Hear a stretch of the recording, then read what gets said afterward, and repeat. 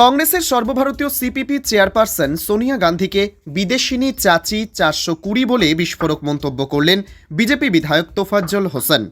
ত্রিপুরার সিপাহী জেলা সোনামুড়া রবীন্দ্র চৌমুহনীতে অনুষ্ঠিত এক জনসভায় বক্তব্য রাখতে গিয়ে বিজেপি বিধায়ক তোফাজ্জল হোসেন বলেন, 2019 সালে যখন দিল্লিতে বিধানসভা নির্বাচন হয়েছিল সেখানেও মানিক চাচা ও কংগ্রেসের সর্বভারতীয় সিপিপি চেয়ারপারসন বিদেশিনী চাচি 420 সোনিয়া গান্ধী দুজনেই ঘোড়ার ডিম পেয়েছিল।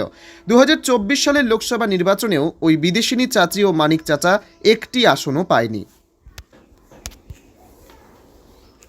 এই বাজেটকে কটাক্ষ করেছে ওই বিদেশিনী, ওই চাচি ভট্টুয়ান্ডি, ওই দিল্লির বিধানসভা নির্বাচনে কি পেয়েছে সেটা বড় কথা নয়।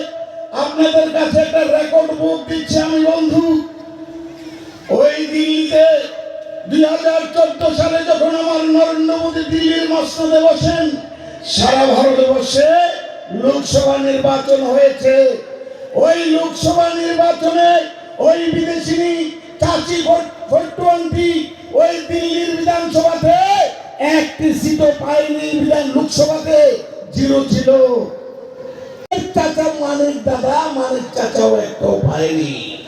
তাই নিয়ে নিশ্চয় বন্ধু 2020 সালে যখন বিধানসভা নির্বাচন হয় ওই দিল্লি বিধানসভা, সেখানেও মানিক চাচা আর চাচি 420 দুজনে ঘোড়ার ডিম পেয়েছে।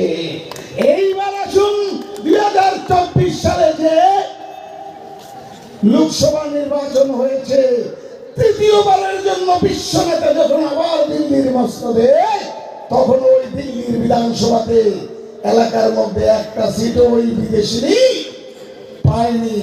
তার সাথে ওই চীনের দালাল মানিক চাচাও একটাও পায়নি বন্ধু।